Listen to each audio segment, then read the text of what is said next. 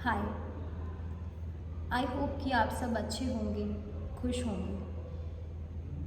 आज की जो मेरी वीडियो है वो थोड़ी अलग है। वो मेरी खुद की लाइफ के कुछ एक्सपीरियंसेस हैं जो मैं आपके साथ शेयर करना चाहती हूँ। ये कुछ ऐसी चीज़ें हैं जो मैंने कभी अपनी फैमिली, अपने पेरेंट्स, अपने भाई बहन किसी के साथ शेयर नहीं की। लेकिन अब जो कुछ भी चल रहा है, यू नो, बॉलीवुड में जो कुछ भी चल रहा है, मुझे लगता है कि मैंने उस जगह को अपने 6 साल दिए हैं। तो मैं आपसे कुछ चीज़ें शेयर करना चाहती हूँ। सुशांत सिंह राजपूत के साथ जो कुछ भी हुआ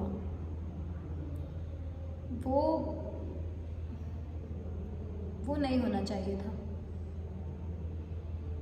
वो बहुत गलत था। वो इतना गलत था कि शायद अब ये डिसाइड करना कि आगे मैं या मेरे जैसे बहुत सारे एक्टर्स कंटिन्यू करेंगे काम करना या नहीं, कुछ ऐसा ही था। मतलब बहुत अजीब सा ही हो गया यार। पूरा विश्वास ही टूट गया बिल्कुल।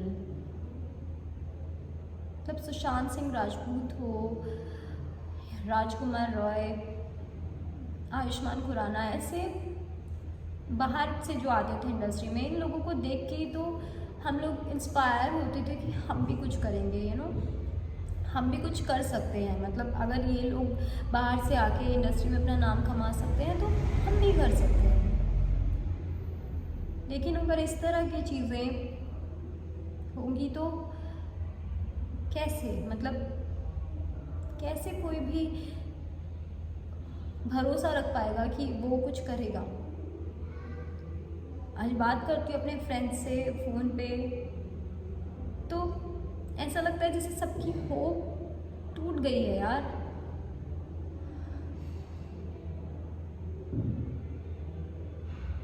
जो कुछ भी हुआ वो बहुत ही हिला देने वाला था। सबसे ज़्यादा टफ टाइम होता है जब आप अपने घर से एक दूसरे शहर में आते हो और वहाँ पे आपको सरवाइव करना पड़ता है। आपको काम भी ढूंढना है, आपको सोर्स ऑफ इनकम भी कुछ नहीं होता, और आपको उस महंगे शहर में रहना भी है। तो वो सारी चीज़ों से जब आप जूझ रहे हो तो that is the most crucial time. जब इंसान अगर कुछ गलत भी करने का सोचेगा तो वो सारा टाइम होता है जब उसके पास काम भी नहीं है, पैसा भी नहीं है, खाने को भी कुछ नहीं है, तब वो सोचेगा। लेकिन एक ऐसा इंसान जिसने अपनी लाइफ में इतनी सारी चीज़ें अचीव कर ली थी, वो अगर मतलब उसके साथ ऐसा हो सकता है तो हम लोग कैसे भरोसा रख पाएँ कि कुछ अच्छा होगा। भरोसा ही टूट गया है। आज सब लोग बात कर रहे हैं नेपोटिज्म पर कि वो बॉयकॉट करेंगे हर उस स्टार किड से। तो वो लोग करें, ये सारी चीज़ें ज़रूरी हैं, बहुत ज़रूरी है। मैं खुश हूँ कि कम से कम हम अब खुल के इस बारे में बात तो कर रहे हैं। लोगों ने, देश की जनता ने बैंड बजा दी है इन स्टार किड्स की। आज मैं देख रही हूँ, जब भी मैं इंस्टा देखती हूँ या फिर ट्विटर देखती हूँ तो देखती हूँ कि इन सब ने अपने कमेंट सेक्शन बंद कर दिए हैं। आप कमेंट नहीं कर सकते हो। ये बहुत ज़रूरी था इनको रियलाइज़ कराना कि इनकी क्या औकात है, ये बताना बहुत ज़रूरी था। लेकिन एक सबसे इम्पॉर्टेंट चीज़ जो मुझे लगता है ज़रूरी है वो ये है कि आप इनके साथ जो आप कर रहे हैं, बॉयकॉट कर रहे हैं, वो ठीक है। लेकिन मैं चाहती हूँ कि आप हर उस आउटसाइडर की फिल्म ज़रूर देखें जो किसी भी तरह से इतने सालों की मेहनत के बाद, 5 साल या 10 साल की मेहनत के बाद एक फ़िल्म पाता है। उस फिल्म को, वैसी फिल्मों को आप ज़रूर देखें और उन्हें अप्रिशिएट करें, ताकि वो लोग सक्सेस पा पाए। मतलब क्या होता है जब एक आउटसाइडर की फिल्म आती है तो हम लोग नहीं देखते हैं, क्योंकि हम जानते नहीं हैं कि ये कौन है। बहुत लोग मिस कर देते हैं। जैसे एक फिल्म आई थी मसान। मसान एक इतनी अमेजिंग फिल्म थी, इतनी ब्यूटीफुल फिल्म थी, पर उसे कितने लोगों ने देखा?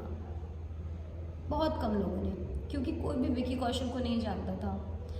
सब किसी को पता ही नहीं था, एक्सपेक्ट भी नहीं किया था कि ये ऐसी फिल्म होगी, इतनी अच्छी होगी। बाद में जब लोगों ने अपने घर पे देखा, उसे टीवी में देखा, या बाद में पब्लिसिटी हुई, माउथ पब्लिसिटी हुई, उसके बाद लोगों ने घर पे देखा अपने, तब उन्हें इसके बारे में पता चला।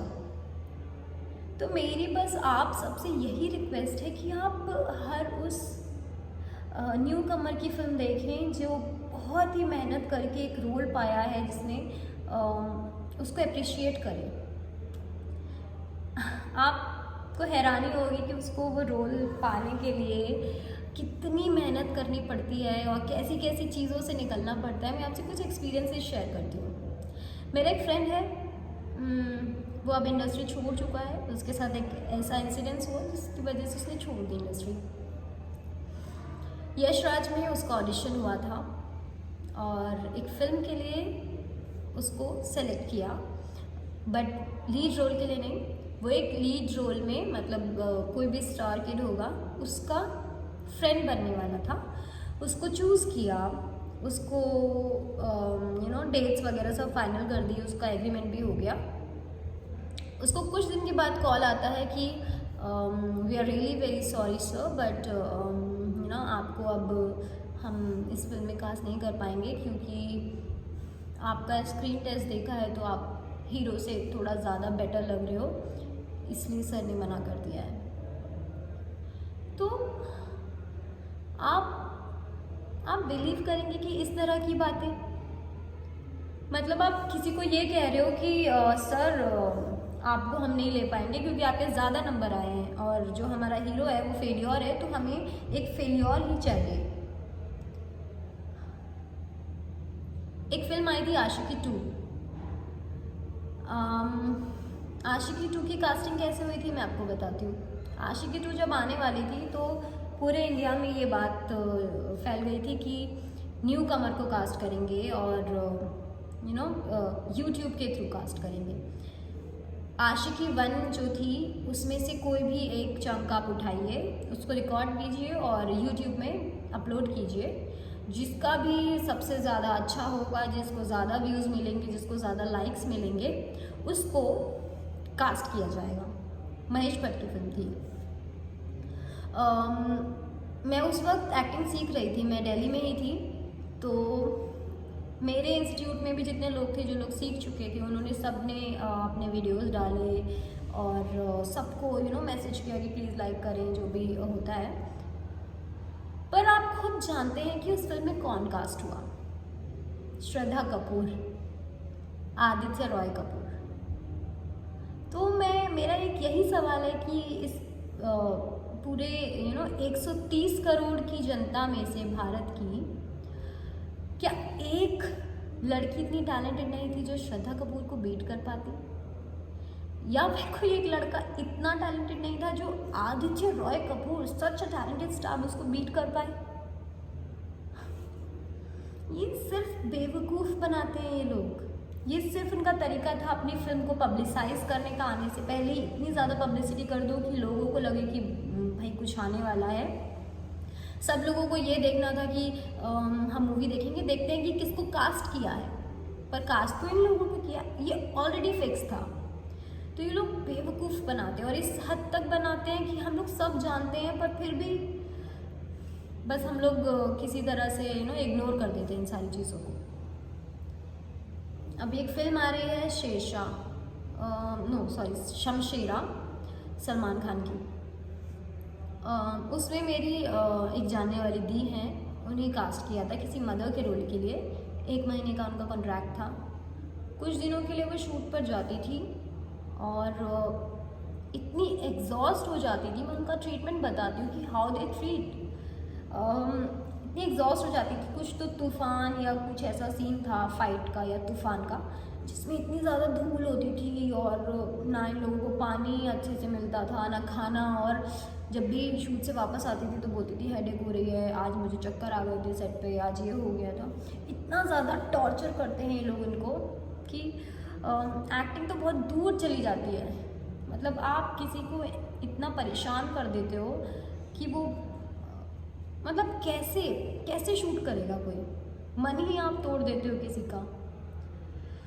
तो ये सारी चीज़ें होती हैं। मैं लकी थी कहीं ना कहीं कि मैं भी हीरोइन बनना चाहती थी, लेकिन मुझे हमेशा से पता था इसके बारे में, इंडस्ट्री के बारे में। तो मैंने हमेशा सीरियल तक ही खुद को सीमित रखा। मैंने सोचा कि मैं अच्छा सीरियल करूँगी, उसके बाद देखूँगी। पर अभी तो मेरी सीरियल की भी जर्नी जारी है, स्ट्रगल जारी है, तो मैं वहीं तक सीमित हूँ और खुश हूँ। लेकिन ये जो फिल्म इंडस्ट्री में होता है ये बहुत ख़राब है।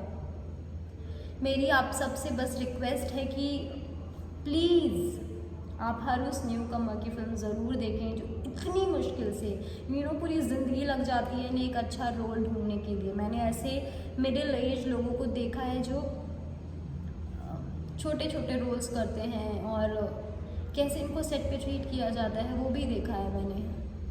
पर वो करते हैं क्योंकि उन्होंने एक वक्त था जब अपने घर से आए थे, वो उन्होंने बोला था कि वो भी मुंबई जाके हीरो या हीरोइन बनेंगे।